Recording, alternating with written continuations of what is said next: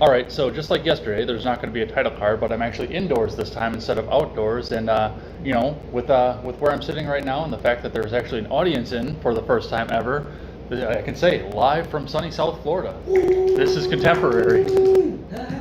I'm sitting here with John from the Generational Gap and Stephen Ignoramus. We just hung out for a few days, and we'll be heading back up to our respective homes here a little bit later today. So that's going to be a lot of fun. It was definitely something that I needed, and I'm pretty happy about the fact that I had the opportunity to take care of it.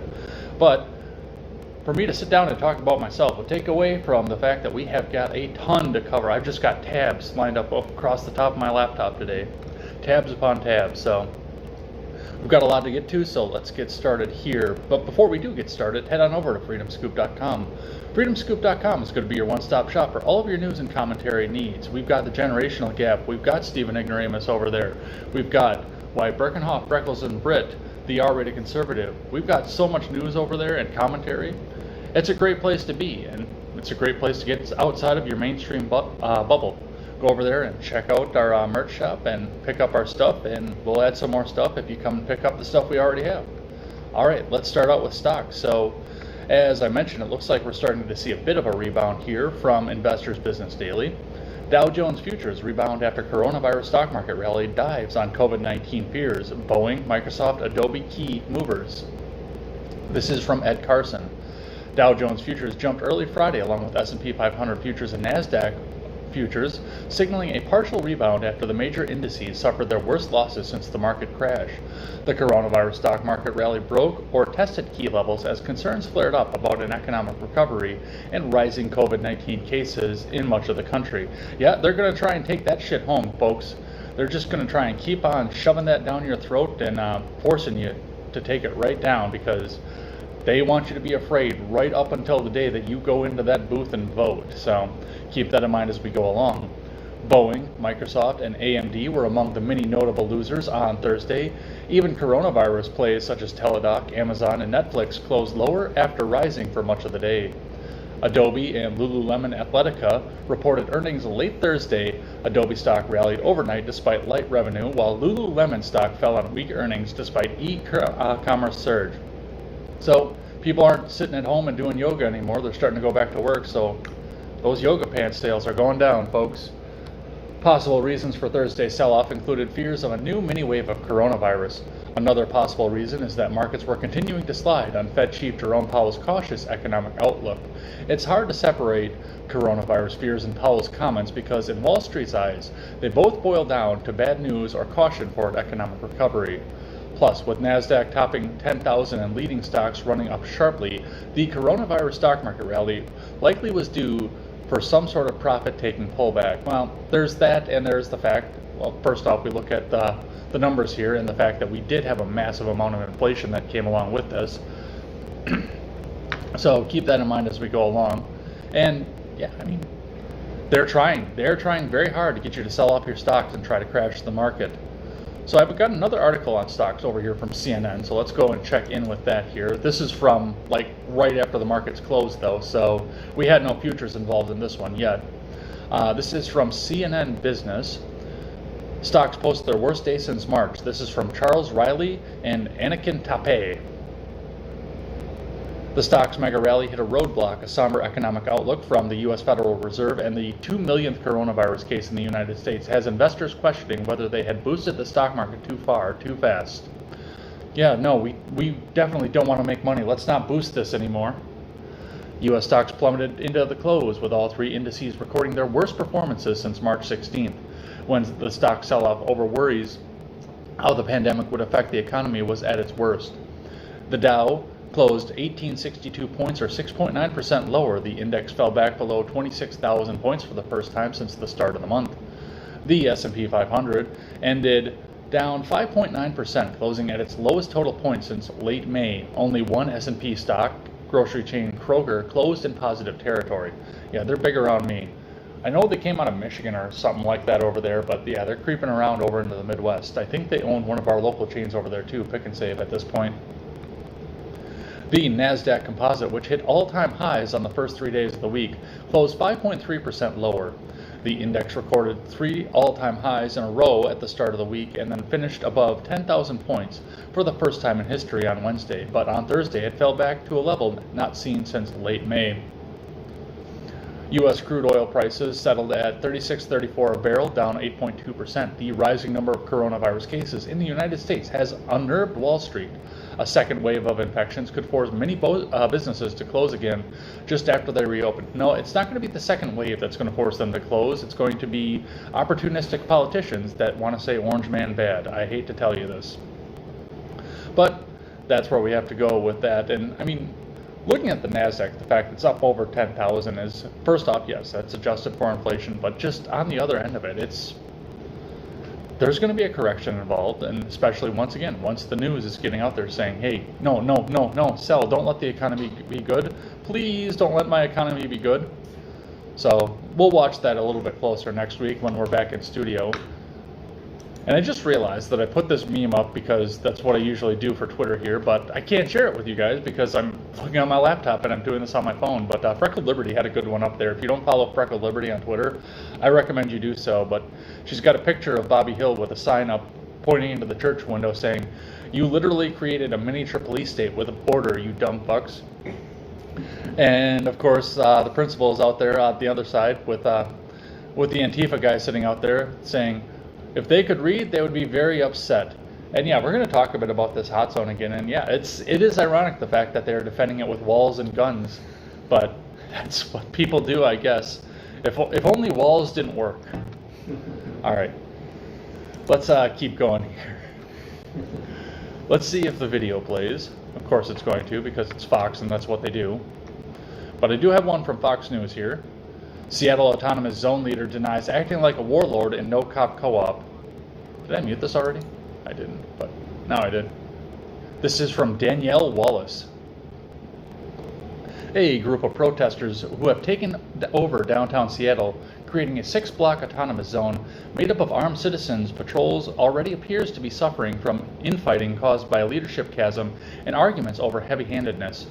One man, a rapper named Raz Simone, appears to have tried to position himself as the leader of the No Cop Co-op, where hundreds have been encouraged to remain camped out to occupy a now graffiti-ridden zone in Seattle's Capital District that includes a shuttered police precinct. So, wait a sec. If you guys are going to be communist, why do you have a leader? That really does lend to the idea of, if you do have anarcho-communism, who holds the gun to take care of dissidents?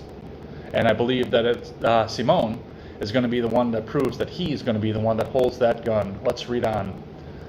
Simone on Tuesday denied accusations he had declared himself the warlord of the Capitol Hill Autonomous Zone, or the Chaz, which has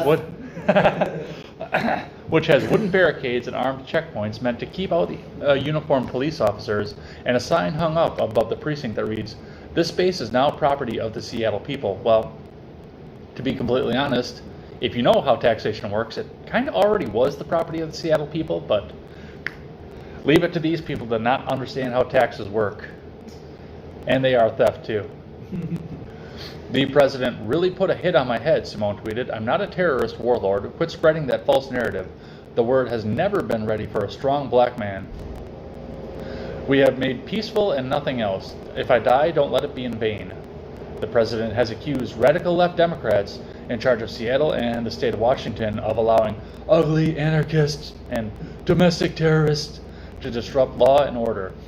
Hundreds stormed Seattle City Hall Tuesday night to demand Mayor Jenny Durkan defund the police or step down. So, yeah, they have a leader now, even though he doesn't want to come out and say he's a leader because that flies in the face of the communist idea. But, yeah, you got to have a leader. And, you know, we were talking a little bit off camera before we got started off here. You know, even if you go, I mean, anarchy isn't really libertarian, and even if you don't have a structure in there, a government's going to come up. That's just what it's going to be. It's the same thing I said about the police, though. If you defund and disband the police, the Karens of whatever little neighborhood you have out there are just going to come out and they're going to make their own little security force and not call it police, but they're going to be police.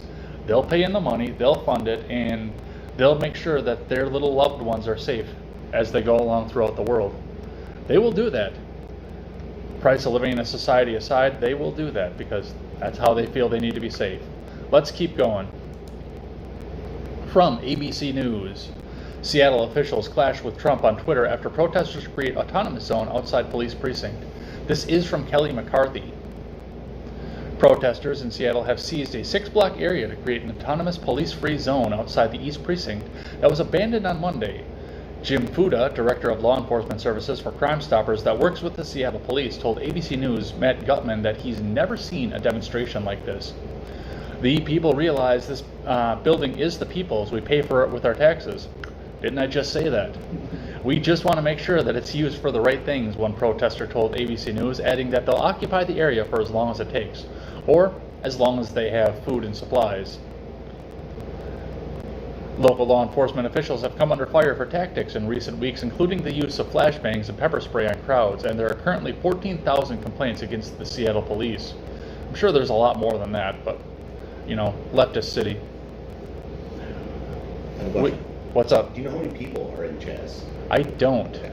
It's like almost a 6-block. Yeah, okay. I think they got up to 7 at this point. Okay. It'd be interesting to know how many people. Oh, so they're an empire now. They're basically, they're the new Mongols. Let's keep going.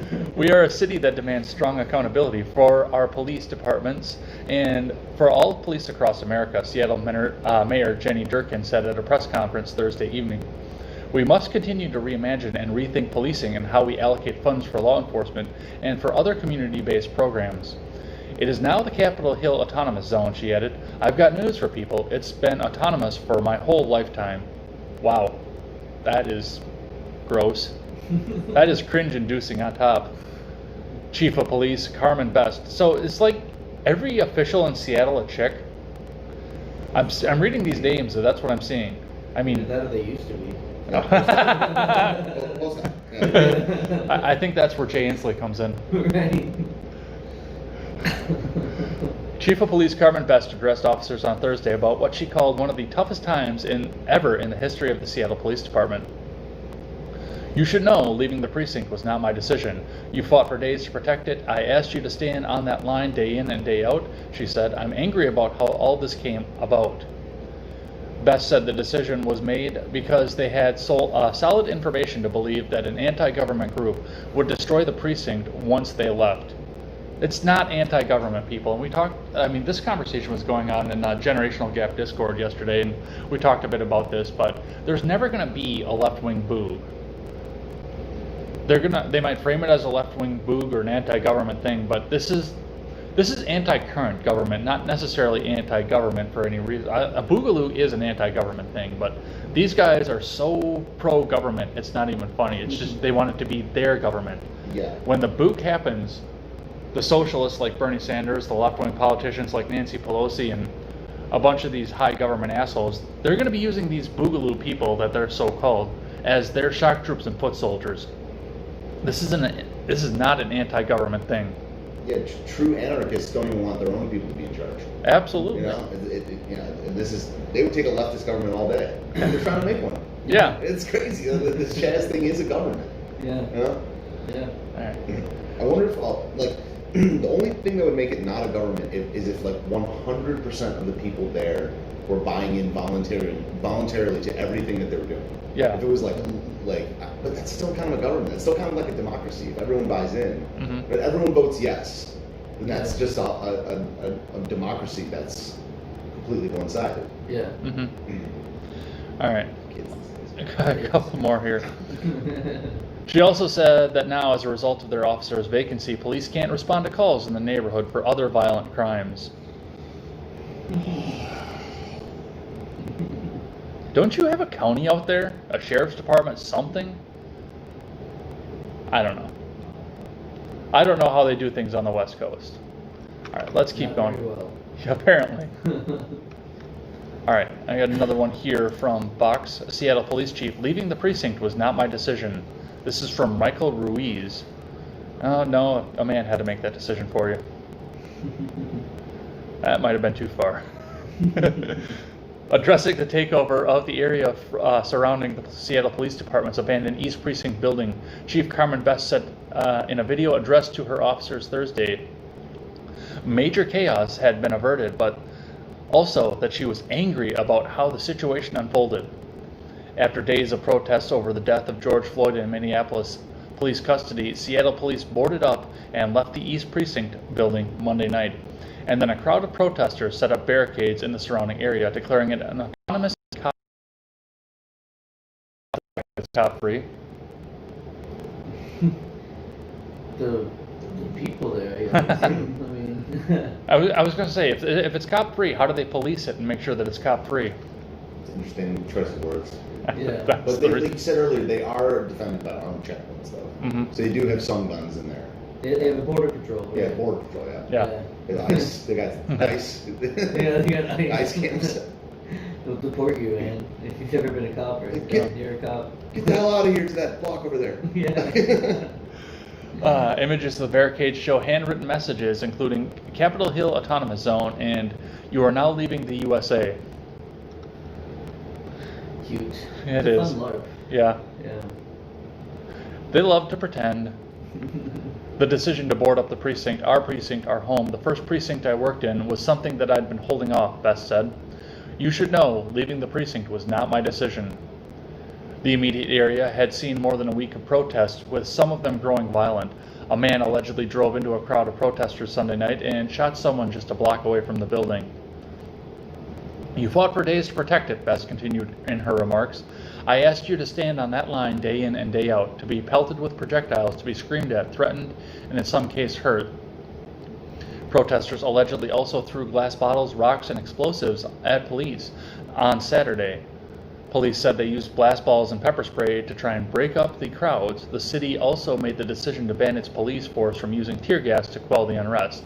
And that is actually probably going to be a good decision. And I talked about this as well, because Trump, I said yesterday, he's going to go on his law and order stick. He's going to, I'm the greatest, I'm a law enforcement president, I'm going to have the greatest, most lawful thing in the world. I don't know where I was going with that, but that's just it. I mean, for something like this, just like I said yesterday, they're having a temper tantrum over something where they couldn't get their way from. And they're in 7 blocks with limited supplies, and it would be interesting to find out how many people are in there and how many people they have to feed day in and day out, because I haven't found an article that said that, but I know we were talking a little bit. It sounds like they're starting to run out of food over there as well. So I would just ignore them. Just sit there and ignore them. Let them go and have a little temper tantrum. And once they run out of food, once they start getting hungry, they'll talk. They'll absolutely talk. And if they have no food and they can't import anything, they'll probably be a lot more willing to talk too. So yeah, just sanction them off, cut them off. I mean, we do it with foreign nations bigger than us every day. Are you saying they're anarcho-cannibalists? Is that what you're saying? Boo! It might get there. Yeah. Anarcho-cannibals. So anyway, let's keep going here. Trump warns against falsely labeling people as racist. This is from Megan Vasquez over at CNN. So this will ought to be nice and impartial. President Donald Trump warned against labeling tens of millions of decent Americans as racists or bigots on Thursday during an event promoted as discussing justice disparities in Dallas, Texas. Trump is good. This is funny. This is gravelly. The roundtable did include faith leaders, law enforcement representatives, small business owners, and senior members of the Trump administration. The president warned against blanket descriptions of Americans as racist or bigoted, insisting that Americans are good and virtuous people. We have to work together to confront... No, we gotta have the voice. We have to work together to confront bigotry and prejudice wherever they appear, but we'll make no progress and heal no wounds. The worst wounds. Terrible, I tell you. By falsely labeling tens of millions of decent Americans as racists or bigots, Trump said. While the president has said he sympathizes with peaceful protesters marching after George Floyd's death at the hands of a Minneapolis police officer, Trump has a history of stoking racial animus, including calling some protesters thugs and threatening to deploy the military to dominate looters. On Thursday, Trump... Were they black ones? Funny how you can stoke racial hatred without ever bringing up a race, Trump. Yeah, no, and that's it. I mean, Yeah. the looters weren't all black people. I mean, there are opportunist white people out there too. 90% were black. Disavow. Yeah. Disavow. It's fucking true, man. I don't want your content strike. Yeah. You keep your content straight with that. Yeah, I gotta keep that shit to my channel. On Thursday, Trump repeatedly lauded police forces and described those who used excessive force as bad apples. And instead of speaking about police violence against black people, Trump decried officers who are targeted in the line of duty. He also suggested his attempts at racial reconciliation would go quickly and easily.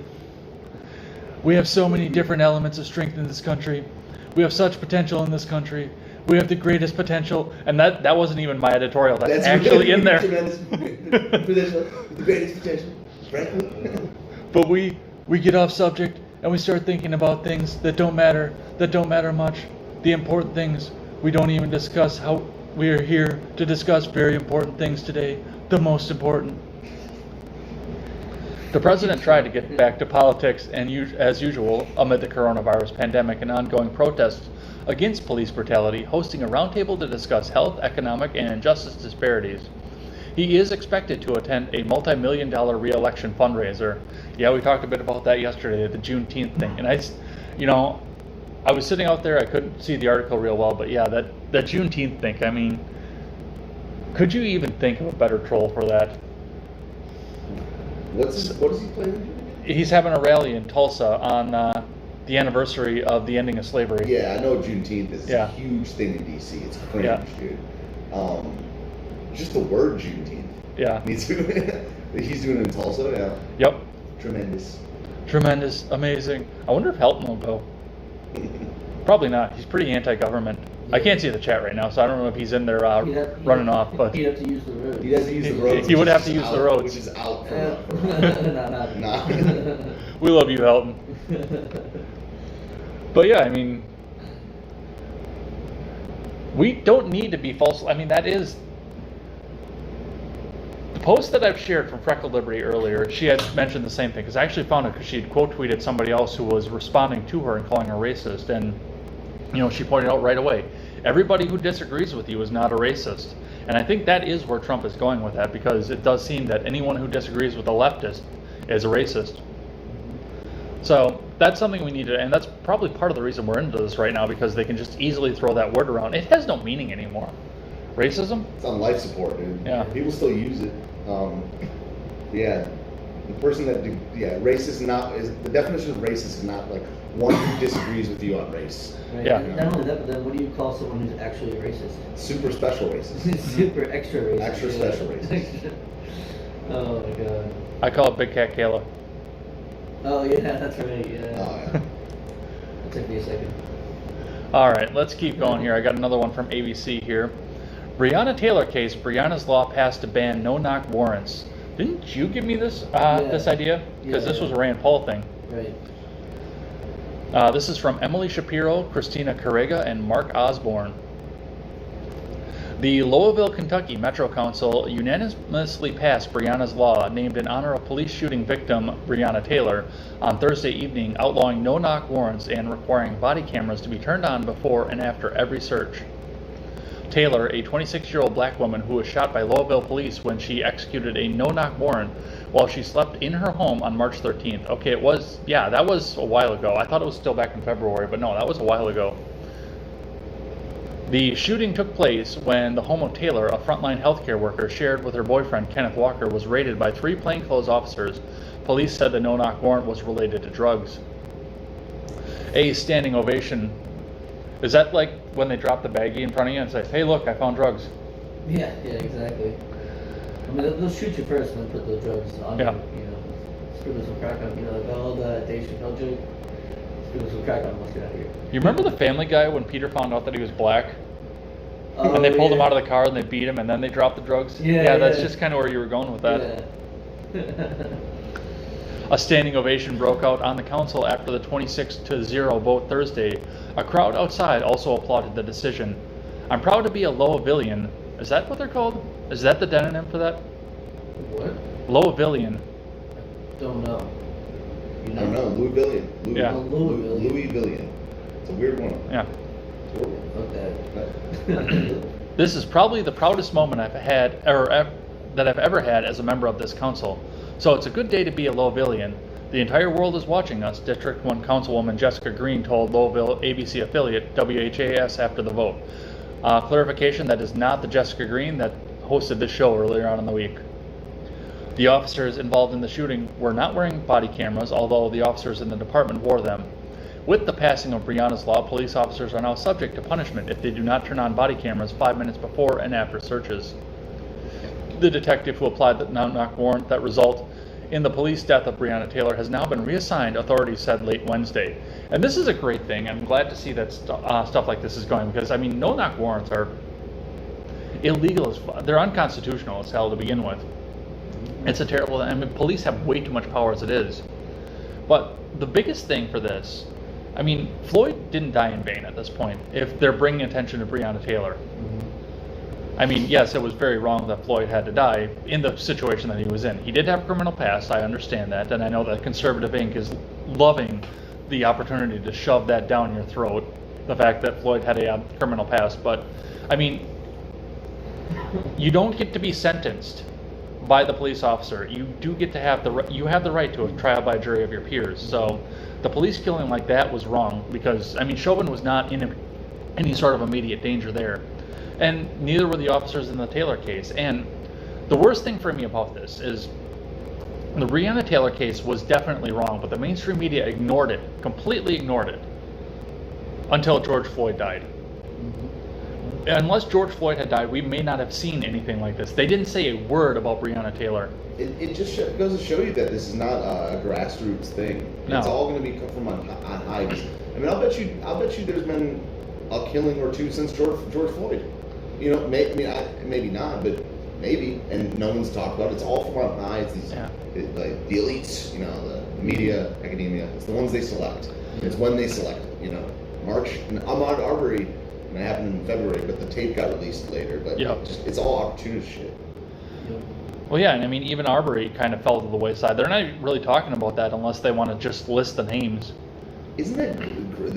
I've been saying it for a while. They might as well just say like his name is Robert Paulson. Yeah. It's just like a placeholder. Mm-hmm. Like it's just, they just list the names and like if I die like that, like even if I like the most egregious cop killing towards me, please don't just say my name over and over. Like don't just leave my name on a list. Like, you know, just don't even mention me and just go after the cops. I don't know. I kind of wouldn't want to riot if I died. I want to riot, dude. No, I might. On screen. What do I care? I'm dead. Yeah. You know? Well, on screen is what I'm saying. That's how it's like. Nice. Like 4/20, 2069. Nice. Just dies. That'll be right. No, I mean, and that was the thing that went along with it too. I mean, I follow a lot of very left-leaning Instagram influencers. I follow a lot of them there, and I can hate that word. One of the things that went along with that too is, I mean, I had to look up who Breonna Taylor was. They all seemed to know who it was instantly, and I actually had to look and see what that was. And then, once again, I found out that it happened 2 months ago, and nobody said a word about it. But once again, this came out to a good thing, and more departments need to institute no-knock warrants thing. We don't need to have it on high, because we need to stop having shit come down from Capitol Hill on high. The bad Capitol Hill, not the autonomous one. There's a good Capitol Hill? Yeah. Look out. So, that's what I see out of that. Let's keep going on with this. So, from Fox, Rand Paul announces Justice for Breonna Taylor Act barring no-knock warrants. And this goes on to the idea of the federal level of this, because that's where Rand is going to do it. And of course, there's a video of Bernie Sanders up here when it gets started. But let's keep going. I'm once again asking you to loot another building. As long as you give 70% of the proceeds back to my campaign. I'm once again telling you to loot a pawn shop, sell the things, and give the money to my campaign. If you loot the pawn shop, who do you sell it to? That's right, dude. You get to the next pawn shop and they're looting. This is from Louis Cassiano. Senator Rand Paul introduced a bill Thursday to end no-knock warrants like the one that led to the shooting death of African-American woman earlier this year. The Justice for Breonna Taylor Act would prohibit federal law enforcement. Okay, so this is just going for like FBI and stuff. From forcibly entering a home without announcing their purpose for executing a warrant and their authority. The measure is named after Breonna Taylor, a 26-year-old EMT who was fatally shot by Louisville officers on March 13th after they used a battering ram to enter her home. The officers were executing a drug warrant in search of a male suspect who didn't live in her apartment complex. He had already been detained prior to the warrant being executed. So, how the hell did they get a warrant for her place if there was no probable cause for her place? Was it that, or was it just the wrong address? I don't know if it was wrong address. It does seem like there was a warrant specifically for her apartment. Maybe. But I mean, even so, it's bureaucracy. Yeah. Rubber stamp. Taylor, who was studying to become a nurse, was shot 8 times and died. No drugs were found in the home. A 4-page incident report of the shooting is drawing criticism after it appeared virtually blank and inaccurate, the Louisville Courier-Journal reported. After talking with Breonna Taylor's family, I've come to the conclusion that it's long past time to get rid of no-knock warrants, Paul said in a statement. This bill will effectively end no-knock raids in the United States. Well, only for the FBI. That's all you have authority over. The whole story is gross. Yeah, it is. That's really bad. I never knew that story. Yeah. The grossest part of it, yeah, like you said, the Yeah. grossest part of it is it's not the fact that it happened at this point, the fact that nobody knew about it. Yeah. When they're screaming over a YouTube or a cell phone video. Well, that's the problem when you dilute it so much by doing these riots and putting the name Breonna Taylor on a poster. Mm-hmm. Like, I bet you most of the people don't know this story. Or I bet you all of them don't know about Duncan Lund. You know, it's just, that's a terrible, terrible story. I don't know about Duncan Lund. Duncan Lund is the white dude that got killed by the cops in Maryland in March. And they shot him while he was sleeping. He had, Well, we don't care about that one. No. No. He was like a libertarian, man. He was like us, man. He chilled in live chats. He must have deserved it then, being Yeah. libertarian. Yeah. Fucking Yeah, that's right. libertarians over there. You have been found guilty of opposing roads. Yeah, painting your- How do you plead? But yeah, it's messed up. Yeah. But yeah, I mean, that's terrible, man. Like, these riots don't do anything. Like, it just gives them something to chant. Yeah. You know, and All right. Amid the protests over... Oh, I should probably announce the article before I get into it here. Refinery 29 is reeling from claims of racism and toxic work culture. Employees say it's even worse behind the scenes. This is from Carrie Flynn over at CNN Business. Amid the protests over the death of George Floyd and larger racial inequalities in the U.S. last week, Refinery 29 swapped the colors of its website, going from its usual jewel tone to the Black Lives Matter movement's signature black. It was supposed to be a show of solidarity and of unity between progressive website aimed at women and the movement. So, do you think Keith Richards is really happy about what's going on around the country? I mean, Keith? we've kind of painted it black at this point. Oh. Oh, dude, that was clever. Holy shit. He snuck in there. Yeah. Instead, it inspired a revolt. In the ensuing days, a number of former employees came forward on Twitter to call out what they saw as hypocrisy on the part of the website's leadership, especially when it came to matters of race and diversity. The site's co-founder and editor-in-chief, Christine Barbarick, had repeatedly confused one black woman with another. One said, another tweeted that an executive once confused her with a caterer. Oh. A third person said she was paid $15,000 less than her 2 white coworkers were doing the same job. And within less than a week, Barbarick was out of her job, saying Monday she was stepping down to help diversify our leadership in editorial.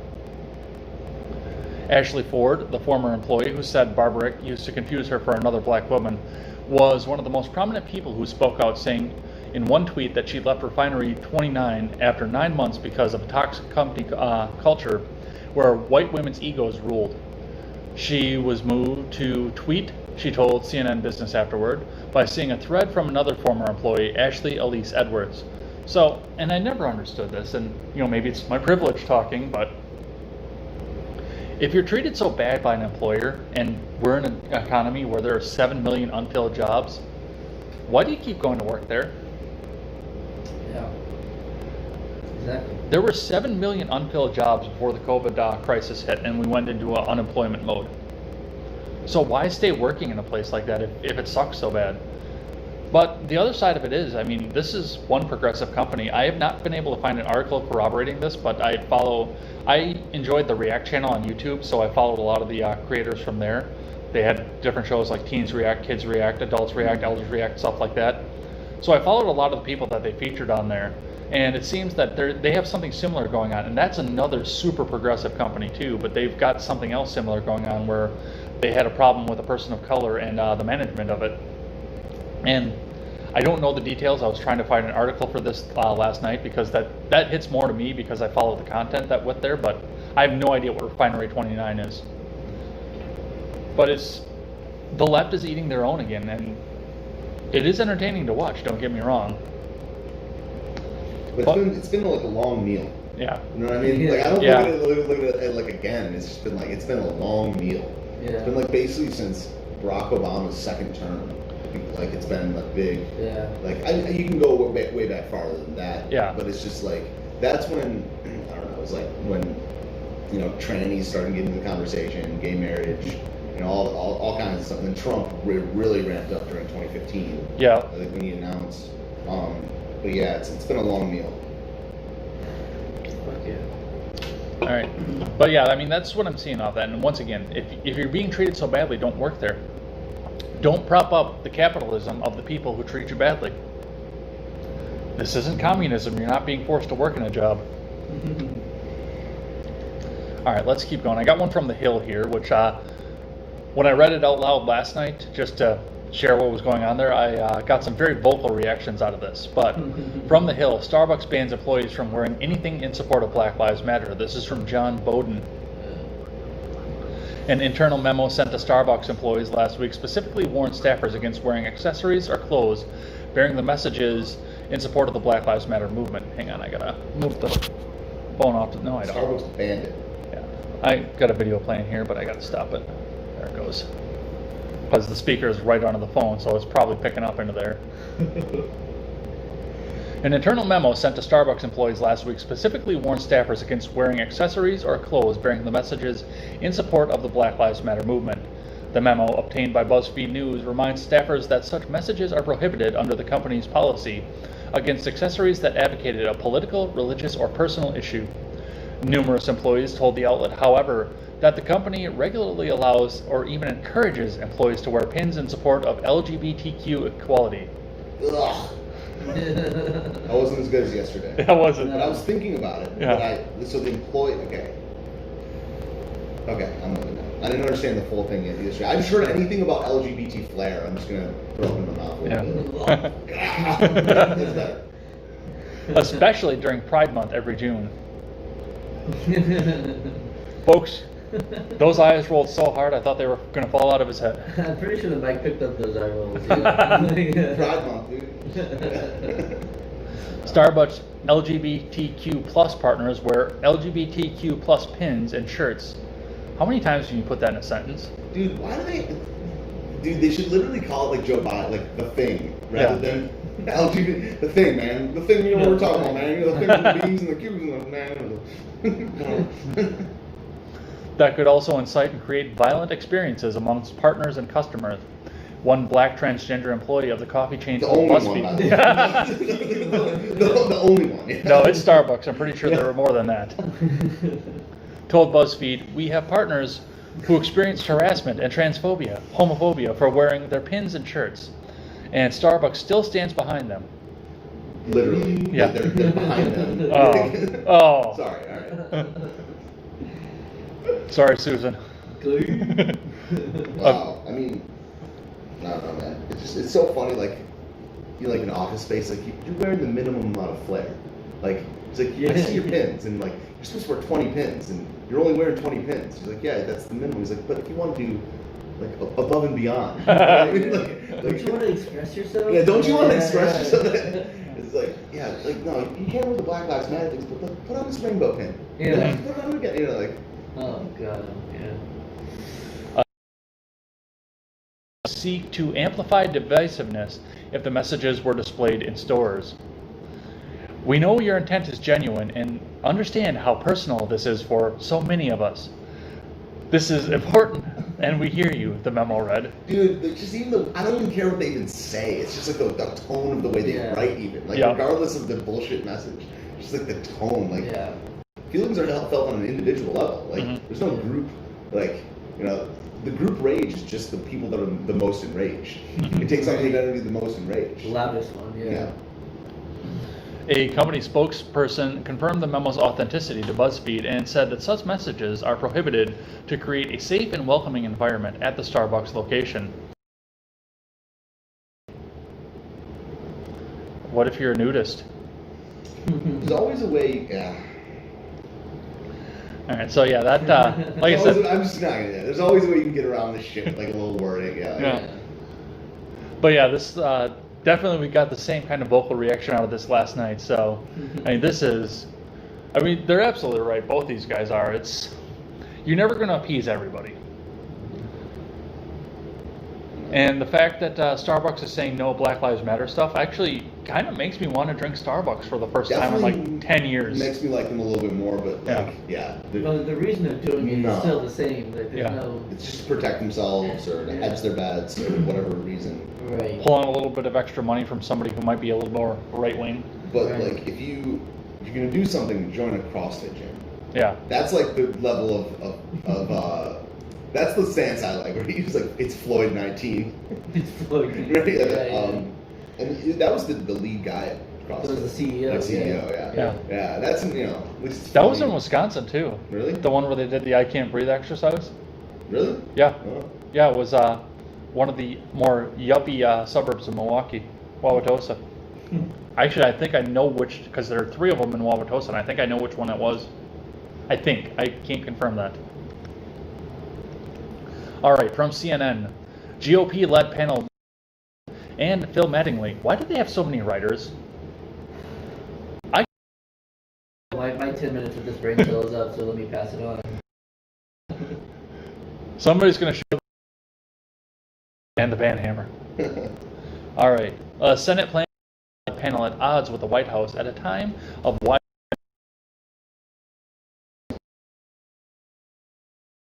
Elizabeth Warren calls for the removal of names for Confederate leaders from all military assets, whether it's a base, installation, facility, aircraft, ship, plane, or type of equipment, within 3 years.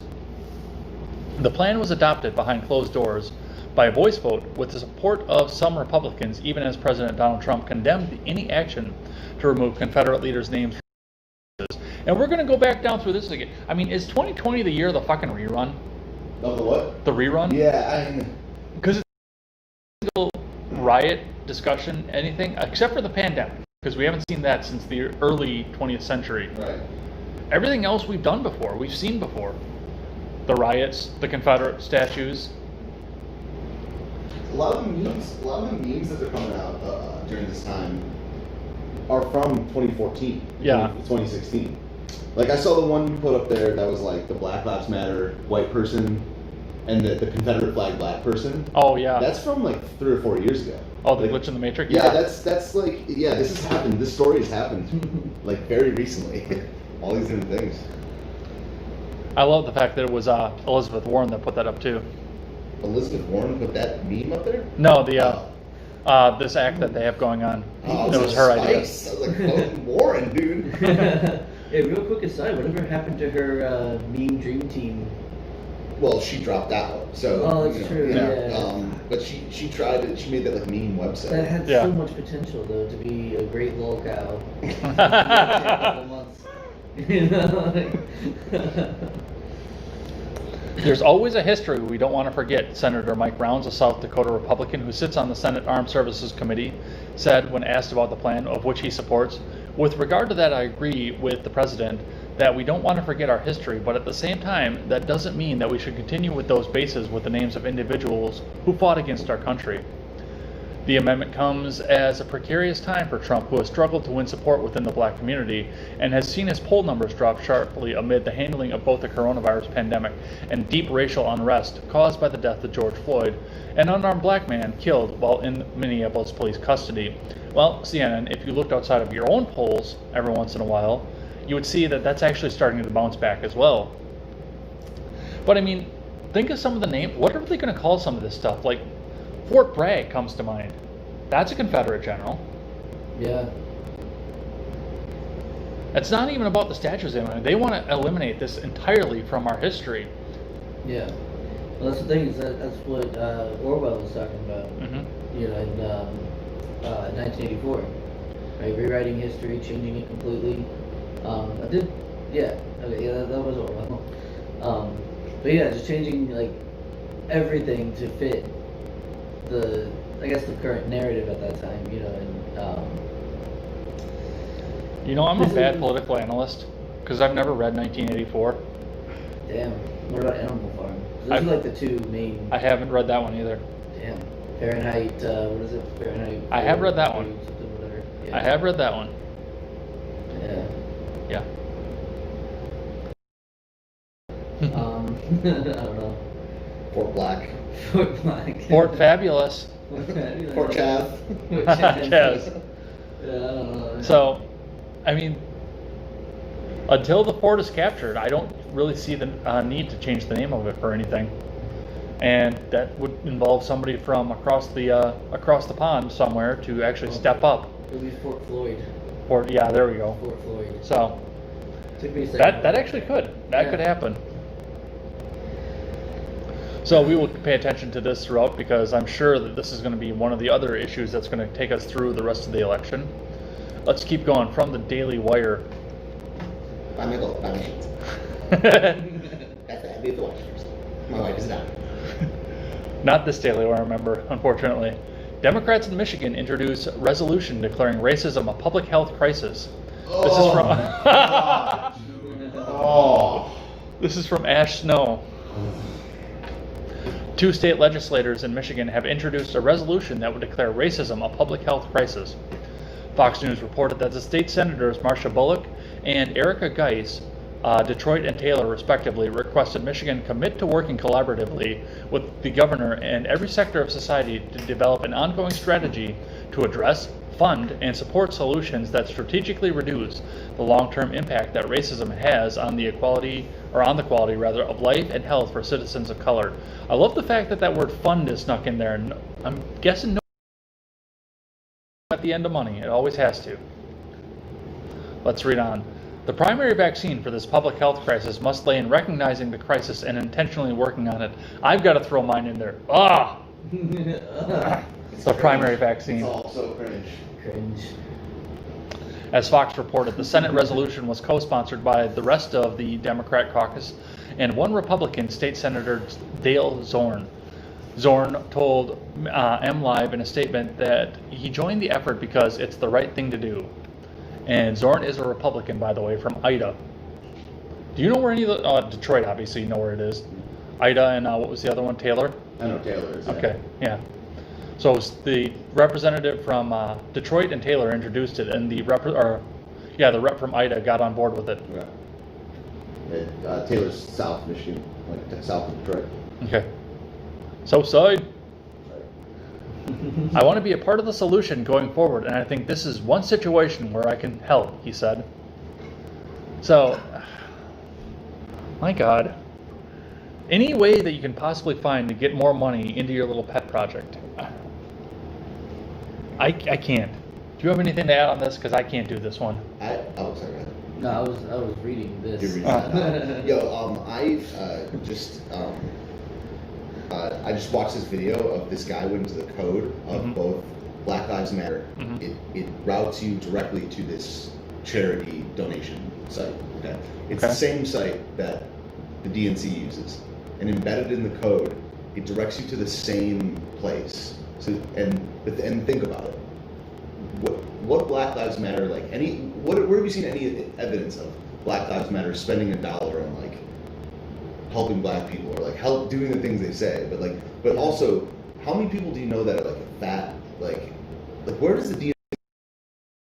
People are speculating at this point that this is just a campaign fund, like a DNC funding scheme. They've gotten billions of dollars, over $1 billion worth of donations from big corporations and also the little guys stuff. But the code routes it to the same spot. I don't know shit about code. but he shows it in the video, and I can send you it, but it's fucking weird, man.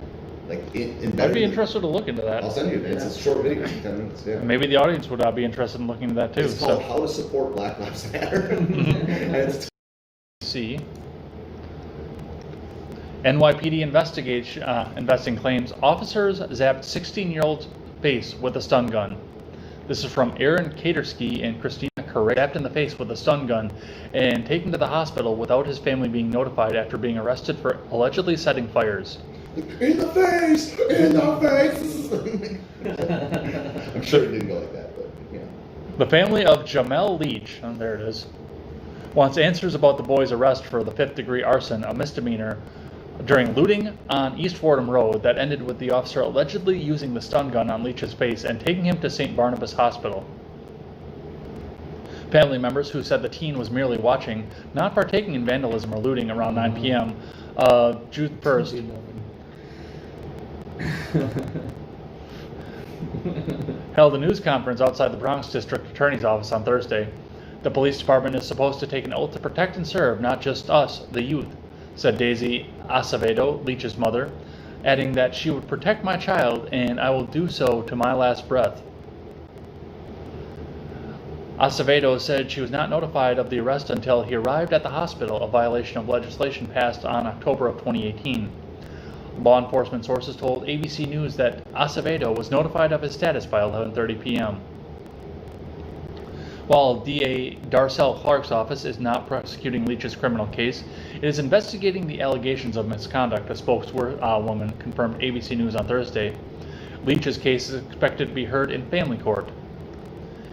It is clear, after what happened to Jamel Leach at the hands of the NYPD, in addition to legislation aimed at ending police brutality, what is also needed is a change in the mentality of police officers in the city who believe that they can brutally treat victims like they did this 16-year-old and they will not be held accountable for the wrongful acts, said Sanford Rubenstein, an attorney for Leach. And this is, I mean, if you're using the distance barbs on a taser, it's not an exact science. It's less accurate than a gun, and the dude's moving. No, I could see, honestly, okay, if they had the handheld part and they jammed it into his face, that'd be one thing, but, I mean, they are trained not to do that. But, I mean, the other side of that is, it wasn't a gun. Right. They didn't kneel on the kid's neck. Yeah. Not only that, but yeah, saying like, oh, they weren't trained for that. I mean, in the moment, you know, of a conflict at all, that goes out the window. Yeah. You know, you're just gonna hit whatever you can. Yeah. You can get a hold of. And like I said, the distance wires and barbs, that's not an exact science. Right. They fail all the time. Like all the time. There's as good a chance that him getting hit in the face was an accident as it was as some malicious cop went out there and Just wants to tase someone's face. It doesn't make especially a 16-year-old black kid. Yeah. So that's where that goes, and yeah, I'm a little surprised we're only hearing that little bit about this. I mean, this is a front page headline news on the New York Slimes or whatever the fuck. All right, here's a little bit of culture for you from the Daily Wire. 9 movies that could be gone next. This is from Christian Toto. Christian Toto is actually a good Twitter follow too. I'm familiar with him because he's on Brady Leonard's show, the No Gimmicks podcast, every once in a while. Oh, fuck you, Shapiro. Read members' content for only content for 99 cents. I didn't realize this was members only content. All right, well, we won't know what 9 movies they are because, and literally, and I said fuck you, Shapiro, because above the line where it says read members only content for just 99 cents, there is that weird caterpillar eyebrow face looking right back at you. Yang, you can't read this. You gotta pay me. I need money so I can buy my Birch Gold. But Ben Shapiro's got a lot of gold. Yeah. Invested in his I know where this is going, and I'm going to disavow that ahead of time. Yeah.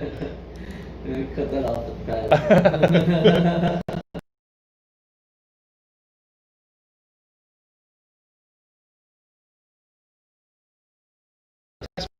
From view as Trump White House moves on. This is from Jordan Phelps and Ben Gittleson over at ABC News.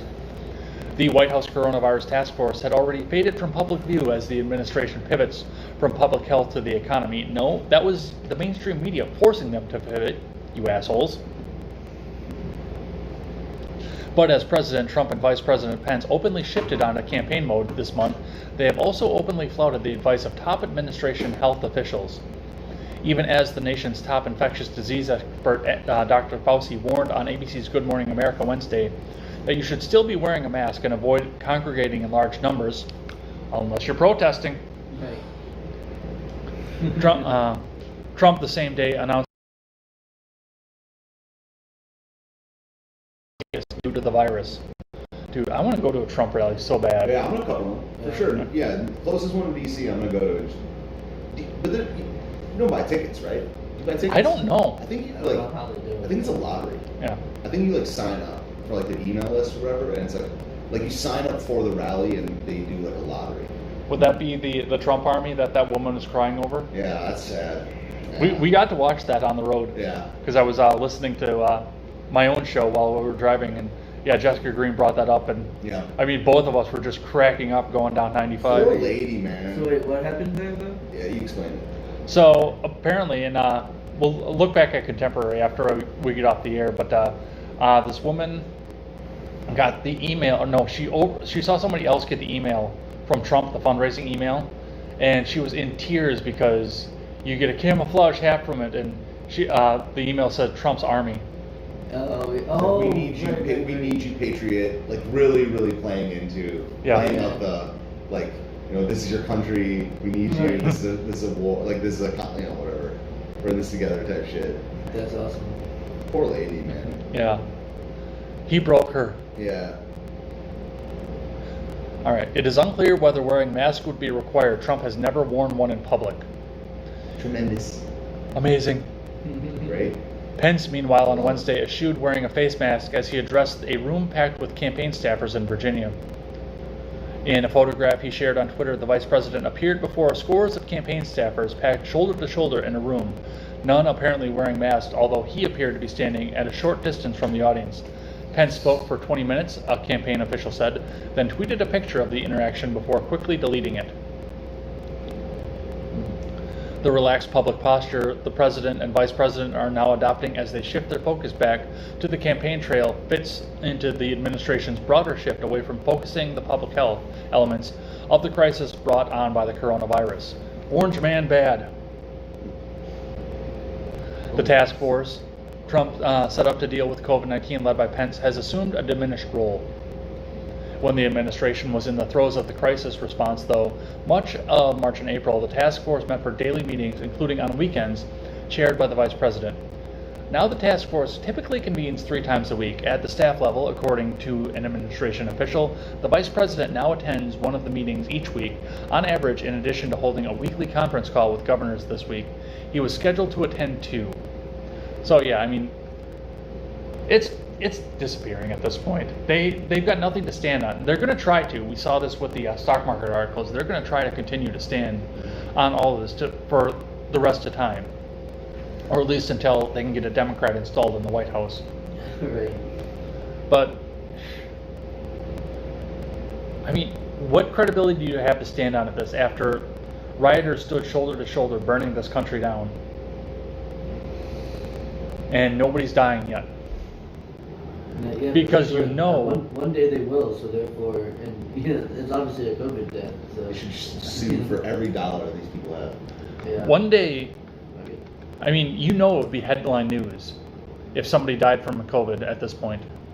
I don't know, because they're supporting the media is currently supporting the protesters, rioters, and looters all the same, as if they're the same thing.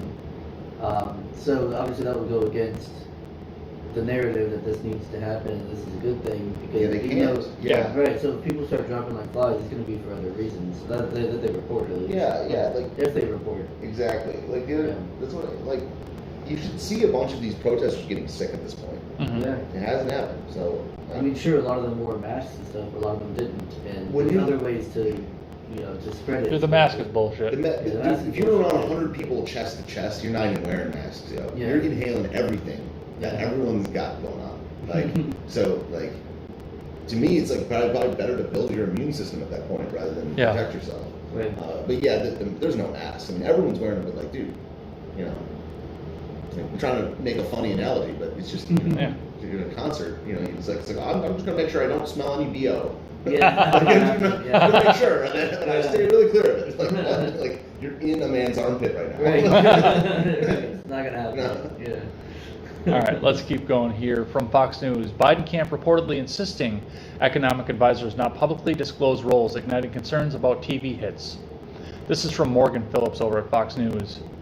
Joe Biden's Democratic presidential campaign is reportedly going to great lengths to insist his team of economic policy advisors not publicly discuss their roles, fueling concerns that these advisors may not be appropriately disclosing their relationship to the former vice president while making television appearances.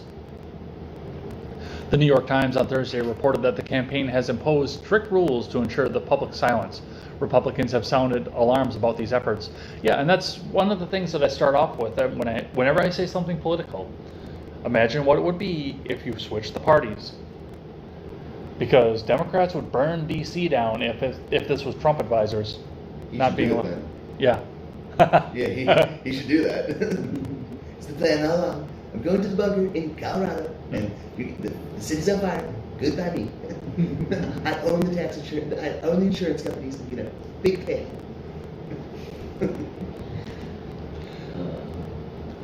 Trust the plan. Kevin Hassett, a senior advisor to President Trump and former chairman of the White House Council of Economic Advisors, argued the policy means Biden is allowing economists to hide ties to him and appear on television to discuss policy, reciting Biden talking points without disclosure to viewers. It is unethical to formally advise a candidate and publicly advocate for the candidate's views while concealing that relationship, Hassett told the paper. If he does have an economic team, then he should identify them. If he doesn't identify them, then the advisors should, at the very least, identify themselves as Biden supporters while appearing on the media. Asked about the campaign policy, the Biden campaign took a shot at Trump's handling of the economy and record on public disclosure. Deflect, deflect, deflect.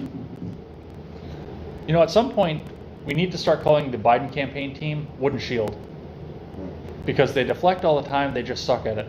I mean, actually, wooden shields are very effective. Yeah. Dr. Hassett and his boss should both spend less time griping over the cable news coverage and more time trying to fix this mess they got us into. Andrew Yates, a Biden spokesman, told the New York Times, "There's another orange man bad. If they want to talk about transparency, then they can feel free to release Donald Trump's tax returns any day." And there it is right there. You knew that was coming. Mm-hmm. The tax returns, my tax returns. We're going to subpoena you for your tax returns. Yeah, no one should have any tax returns. There shouldn't be taxes. Not to mention the fact that, I mean, if these Congress people, and a lot of the people that are bitching about this are Congress people. These Congress people, if they want Trump's tax returns, then pass a law. Yeah. Because it's not a law. Ah. And see if it'll get past the president. See if it'll get past the president's desk, and see if it'll get a veto-proof majority back. Imagine passing more laws. Yeah. Cringe. I mean, that's the big problem, though. I don't want another law either, but if you want this to be law, you are in the position to do that. They don't really want it. They want, that's just another thing they can continue to, you know, oh, he won't show his tax returns. Look, what did he have to hide, you know? Yeah. He's not actually that rich, you know, whatever. Whatever, it's why it doesn't matter, man. Whatever happens, they're going to spin it. Right. If he doesn't have enough money, they'll play on that. If he has too much money, he'll play on that. Right. It doesn't even matter what's in those fucking tax returns, man. Right. We're in a war. I mean, they're in a war. I mean, Yeah. yeah, they're in a war, so they're just going to use whatever, you know? All right, in a rare piece from the New York Slimes, a former newspaper. Alleged newspaper. GOP platform rolled over from 2016 condemns the current president. This is from Reed J. Epstein, who didn't kill himself, and Annie Carney. When Republicans read the platform their party is using for the 2020 campaign, they may be surprised to see that it is full of condemnations of the sitting president. The survival of the internet as we know it is at risk, the platform reads. Its gravest peril originates in the White House, the current occupant of which has launched the campaign both at home and internationally to subjugate it to agents of the government. The warning about speech online is one of more than 36 unflattering references to either the current president, current chief executive, current administration, people currently in control of policy, or the current occupant of the White House that appear in the Republican platform adopted at the party's 2016 convention. It has been carried over through 2024 after the Executive Committee of the Republican National Committee on Wednesday chose not to adopt a new platform for 2020. The platform censures the current president, who in 2016 was, of course, Barack Obama, and his administration for, among other things, imposing a social and cultural revolution causing a huge increase to the national debt and damaging relationships with international partners. The Middle East is more dangerous now than at any time since the Second World War, the platform reads. Whatever their disagreements, the president of both parties had always prioritized America's national interests, the trust of friendly governments, and the security of Israel. That sound consensus was replaced with impotent grandstanding on the part of the current president and his secretaries of state. The result have been ruinous for all parties except Islamic terrorists and their Iranian and other sponsors. So, yeah, you could probably do a little bit better than this, actually have a platform. But the other side of it is, I mean, we're not a convention yet. They have time to change this and actually write something new. And you really don't need to have a platform out there with Trump. You just set him up there with an hour time slot and a microphone in the biggest stadium you can find in the city, and he'll come up with something on the fly. Mm-hmm. He's good at it. Yeah. And who's actually going to read this, to be completely honest? I think that's going to be a part of it too. Right. I mean, most of Trump supporters just want to hear it from the man's mouth or his Twitter feed, one of the two. Yeah, absolutely. So just let the boss set the policy. Yeah, I mean, that's kind of what he does at his rallies and stuff. He doesn't actually come out with, like, most of the time he doesn't come out with, like, specific policies. He's selling the sizzle instead of the steak. There's no steak there. He's just selling you the sizzle, and that works excessively, like, crazily. Yeah, he's his own hype man. Yeah, and that's what he is great at that. Exactly. Yeah. They're gonna. I bet you they. I mean, they have to. They have to have a few big like policy announcements before, like to get people like the wonks and people that care about like law and politics, to like, get them excited. Like you know, they have to float something. But I mean, that was like the wall thing before. Yeah, I think immigration policies. Even that stuff, even though like people care, they need like, or even if they like talk about those things with a fresh framing. Like it just seems like those, even though. Like, what are they going to say? Build the wall again? Mm-hmm. You know, like, so they need something fresh, like a fresh slogan or like a fresh, like... Well, now he's been doing the law and order thing, which I'm not a big fan of that rhetoric that he's putting out there. Yeah. I mean, I get I'm the greatest law and order president. Yeah, I don't like that. Please don't be the greatest law and order president. Yeah, I like please. order. Please don't. I would rather it be like I'm trying to make the citizens the greatest law and order citizens. Mm-hmm. Then I'd be like, yes. Better. Yeah. I mean, that's what having guns is. Right. That's I think that's best. Like, other than disbanding government, the best thing to do is like, remember that video we watched of that Polk County sheriff? Yeah. He said like, we're here to support the community in this shit. Like, yes. Yes. Right. That is what's up, dude. Yeah. So like, he was like, we need an armed citizenry. I'd be like, yes. Based. Red-pilled. All right, I got a couple more here, and then we're set to head out of Florida, except for the bearded man over there. Yeah, we're leaving him behind. All right, from CNN Politics. Road to 270, CNN's debut electoral college map for 2020. Already. Oh my gosh. There are many more unknowns than knowns nearly 5 months prior to Election Day 2020. Was Donald Rumsfeld writing sort of? There are no knowns, there are unknowns. Right. The knowns at this point are pretty simple. It's going to be a race between incumbent President Donald Trump and his Democratic opponent, Vice President Joe Biden. You have more faith in modern medicine than I do at this point, CNN. Because I would give the vice president part 50-50. The other known is that American politics has been at some of its most polarized levels in history during the course of the Trump presidency, which means the bulk of the red versus blue map is likely to remain unchanged from 4 years ago, or even 20 years ago for that matter.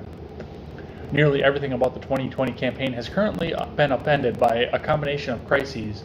The coronavirus pandemic has unleashed a public health crisis with more than 110,000 U.S. deaths and left economic wreckage in its wake. Added to that is the unrest the people of the country following the deaths of George Floyd, which have sparked a dramatic shift in public sentiment that the protests for racial justice are justified, and a rise in the importance of race relations as a voting issue this fall. Good. That was the emperor. That wasn't a racist thing. I wanted that out there.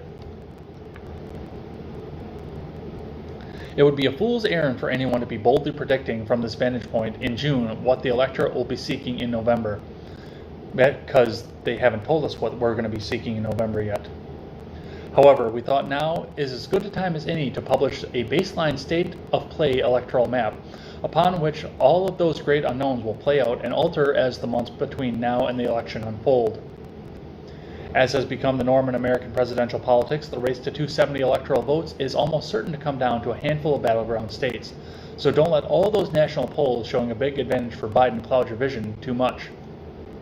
Holy shit, did they learn from 2016? I don't believe it. Did they actually figure out what the hell they did wrong? Mm-hmm. Just wait. I mean, it sounds like it. Just wait. There's often sometimes a moment of clarity, and then it goes away. Yes, at this current snapshot in time, it is clear that Biden has the advantage both nationally and in many key battleground states.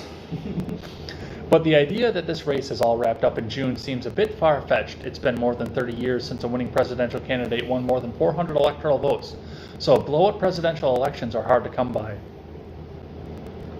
Trump's campaign war chest is one of the clearest structural advantages he currently has in the race. The Trump campaign ended April with nearly twice as much cash on hand as the Biden campaign. The former vice president has been working to close that gap as he attempts to consolidate all corners of the party following a competitive primary season that ended in March. In a clear signal, the Trump campaign is currently playing more defense than offense. It is rapidly increasing its advertising spending in what are expected to be the most contested battleground states, rather than focusing an increase in resources on expanding the playing field. The Biden campaign hopes to seize on its current momentum by expanding the map and creating multiple pathways to 270 electoral votes, while making Trump defend some states that have been rather reliably red in recent cycles. The unknowns are pretty clear at this point too. What will the continued impact of the coronavirus pandemic be this fall when voters train their minds on the choices before them for the presidency? Will the country be in the midst of the resurgence of the spreading virus? Will the economic fallout from the spring shutdown have been contained by the fall? Will a recovery be underway in most Americans can experience? Will the country's assessment of how Trump performed in the handling of the crisis and the economic aftermath be as it is now? Will Biden be perceived as an acceptable alternative for Americans who are displeased with the country's current course? Will Biden be awake at the time? Not necessary. They just need his body. It's just like weaken that brain with them. This is a low vibe article, dude. Yeah, it is. We think that maybe the thing that we don't know anything about based on the statistics we make up and fucking butcher and doctor, like, that it might be that we don't know, that in June, that maybe that if... why would that article even be put out? Like, why would they even bother? Like, go grow a plant.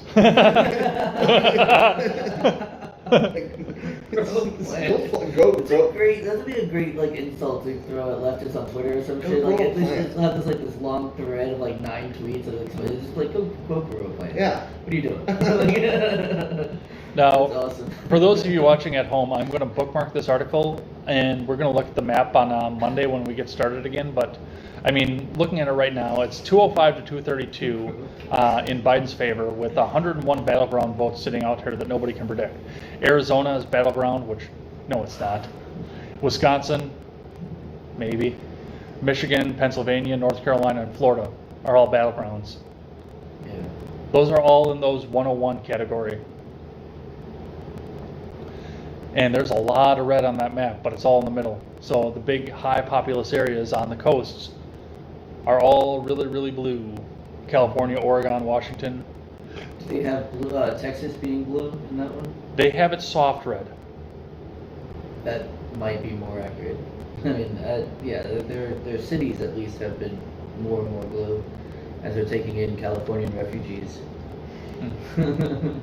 All right. Last one here from the Daily Wire from Tim Pierce. Report 6 months after Trump droned Iran's top general, Tehran is losing control of Iraqi militias. Rifts are growing between Iran and its militia groups in Iraq 6 months after the death of top general and terror leader Qasem Soleimani. Soleimani and top militia leaders Abu Mahdi al-Mohandes, both designated terrorists by the U.S., died in a U.S. drone strike in January. Soleimani's spot at the top of Iran's Quds force was filled by Ismail Ghani, who has been unable to replicate the level of devotion Iran's proxy forces showed to his predecessor, the Associated Press reports. On Ghani's first meeting with the militia leaders earlier this year, he brought them to symbolic silver rings to express Tehran's gratitude when the militia leaders were expecting the customary cash payment. On Ghani's second trip to meet with the militias, he had to obtain a passport to travel into Iraq, something that Soleimani never had to do. The silver ring incident is one example of how U.S. sanctions and global oil glut have devastated Iran's economy. Iranian leaders are now struggling to maintain stability at home, much less among the network of militia and terror groups throughout the Middle East. The passport is a small example of a growing separation between the governments of Iraq and Tehran. The militia groups, together known as the Popular Mobilization Forces, are a significant political power in Iraq and are thought to control a plurality of seats in Iraq's parliament. The PMF fought alongside U.S. and Iraqi security forces against the Islamic State, though as recently as late last year. Iraqi officials were concerned of being caught in the middle of a proxy fight between Washington and Tehran. So, I mean, they mocked the Soleimani thing, but it is really causing unrest in Iran at this point. And I know that the left-wingers are saying, well, end the sanctions in Iran. They're poor people. They're suffering. Well, if they're suffering, they'll change the government. Yeah. At the end of a Kalashnikov, if necessary. At the end of several Kalashnikovs, if necessary. Several thousand, hopefully. The problem that I see going forward in this, of course, is they're going to look to an outside force like the Taliban or something as a leader to go in and oust the government, and then they'll be in charge of Iran, and they'll probably run it like shit as well. So, yeah, this playlist song. Get pretty sick of these songs. Yeah. But I mean, it's nice to look back and see that we at least had an impact on it. So maybe they will do something. Maybe they'll do something for independence. I don't know if it'll happen, but a guy can dream. And hey, maybe if Iran has independence and they become a superpower because they're some sort of republic without our help, maybe we can be out of the Middle East for a while. Maybe they'll police the Middle East. No, we can't have that. I don't know. All right, that is going to be it. Let me tuck the phone down here and see if I can. No, I don't have the live chat up here, so I can't read the names of the live chat here. But I want to thank everybody who came in and checked us out for the week here. Thanks everybody for giving Jessica Green a good time and letting me have a little bit of travel time for vacation. We're going to head on out of Florida, and we'll be back in the regular studio starting in the morning on Monday. So come and check us out here. There's not going to be an Ed Talk tomorrow because I'm going to be driving. So unfortunately, that's not going to happen, but we will see you back here on Monday. Until then, I'm Jay Edgar, and this is Contemporary.